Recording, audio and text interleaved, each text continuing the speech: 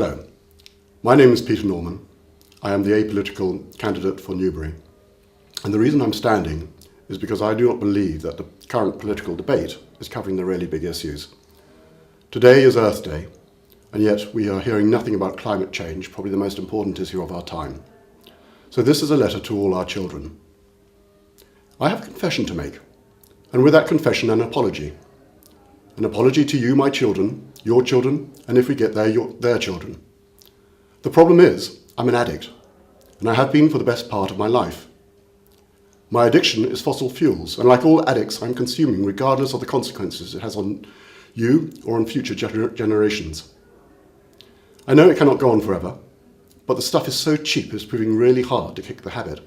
Not that I've tried that hard. Indeed, my dealer, George Osborne, has just bung another 1.3 billion to the oil industry to ensure I can get more of the stuff. And his boss is busy sourcing alternative supplies for me through fracking. I know it is making our planet uninhabitable, but you see, it is an addiction. I cannot help myself. I'd also like to apologise because in addition to being an oil addict, I'm a consumerist junkie. I know it goes back to my oil fixation, but aren't plastics fantastic? Okay, so my habit has created an island the size of Wales and growing in the Pacific Ocean, and it's choking the ecosystem, but it is so convenient, and it's such an intoxicating habit. Why put off until tomorrow what you can have today? We are all partying, and what choice? I have plenty of parties to go to, all telling me that life is going to get better. Okay, so there's a small price to pay. If I was hit by a bus, you'll be saddled with debts of £1.5 trillion. Oh yes, sorry, that is on top of the debts you owe, because unlike my parents, I can't pay for you to go to university. So I've saddled that onto your futures as well. I am living beyond my means, and I know it. My current overdraft is 90 billion, and I cannot pay my way.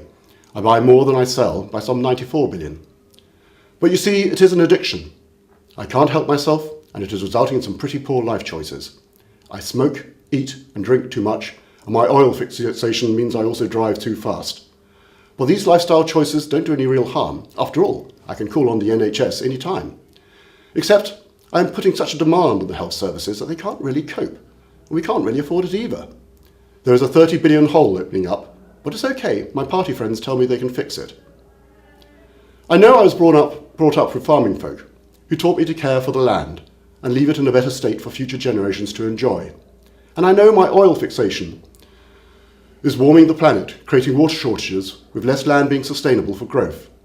But at least on what land is left, I'm building houses. And with the rest, I'm filling it with nitrates to feed my profligacy. So it's not quite the legacy I would have wished for you, but at least now I can leave you a house. And as for the rest, I'm sure you will understand. So, is this a picture you recognise? If so, then ask yourself this. How did we get here? What have our leaders been doing all this time? And where has party politics got us? You get what you vote for.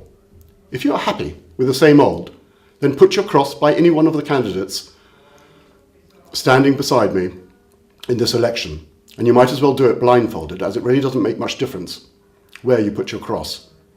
If, however, you believe, as I do, that we are running towards a precipice and need to change direction now, then I suggest that you vote for the candidate who at least is aware that the precipice is there.